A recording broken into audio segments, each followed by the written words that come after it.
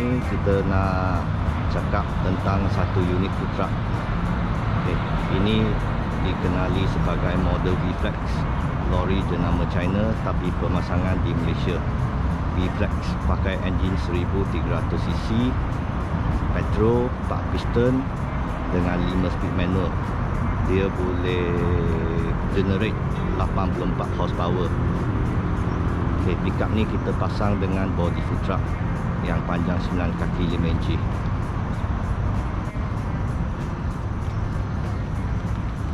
Depan nampak ala-ala macam BMW punya facelift. Okay, kita tengok dalam. Okay, ini ialah dashboard, aircon, UBS player, lepas tu ini speedometer. Pickup ini boleh muat 2 penumpang, 2 orang saja, 1 driver 1 penumpang. Ok, so pintu kita dah buka semua untuk food truck ni. Kita tengok dari pandangan belakang. Lepas tu nanti kita naik atas. Pintu kiri kanan kita semua buka. Ok, belakang pun boleh buka untuk bahagian atas, tetapi bawah kita pakai swing door sahaja. Bawah pakai swing door. Ok, lepas tu kita akan siapkan satu tangga. Ini tangga boleh simpan. Masa kenderaan berjalan kita boleh simpan dan kunci. Masa kita nak berniaga, kita just buka, kita naik atas. Food truck ni kita lapik body dia, kita lapik dengan lantai aluminium checker split semua. Yang depan di sebelah kanan itu ialah tempat simpan generator. Yang atas tu ialah luton, tempat luton di atas kabin untuk simpan barang juga. Ok, kita naik tengok pandangan daripada dalam food truck. Ada apa lagi?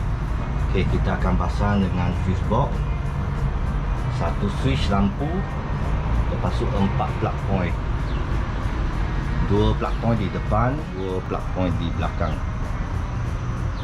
Total ada 10 unit lampu LED downlight. Memang cukup terang untuk berniaga pada waktu malam.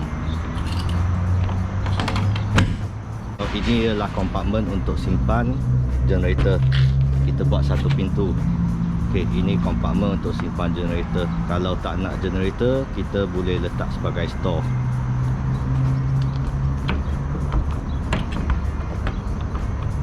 Ok, ini siap dengan lock sekali. Ok, make sure semua pintu belakang food truck dah tutup. Ok, dah tutup, kunci, selamat. Lepas tu kita pergi test drive sekarang.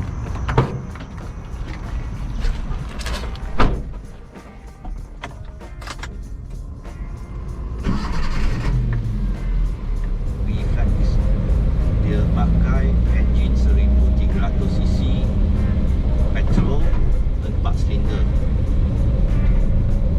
Dia boleh generate 84 horsepower maksimum. Lepas tu gearbox dia pakai ialah 5 speed manual transmission. Pickup ni kita dipasangkan dengan body food truck yang panjang 9 kaki 5 inci.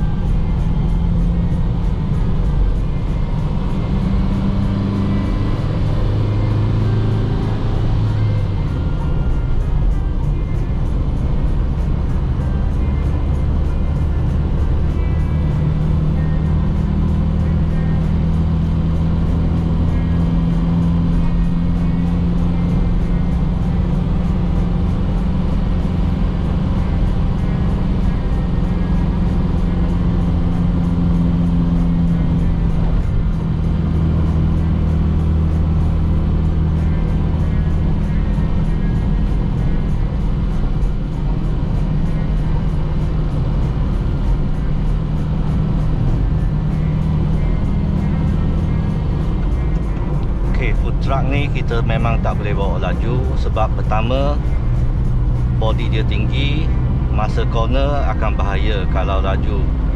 kedua ialah dia akan menahan angin sebab body dia adalah 4 segi dan dia akan menahan angin daripada depan. So food truck memang kita tak akan bawa laju, sangat bahaya.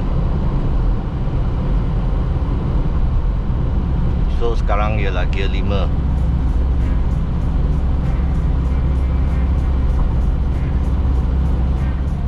Okay, pickup ni bukan design untuk racing ke, bukan design untuk laju lah.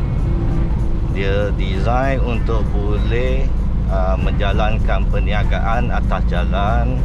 Dan pickup food truck ni pun kita tak boleh bawa laju.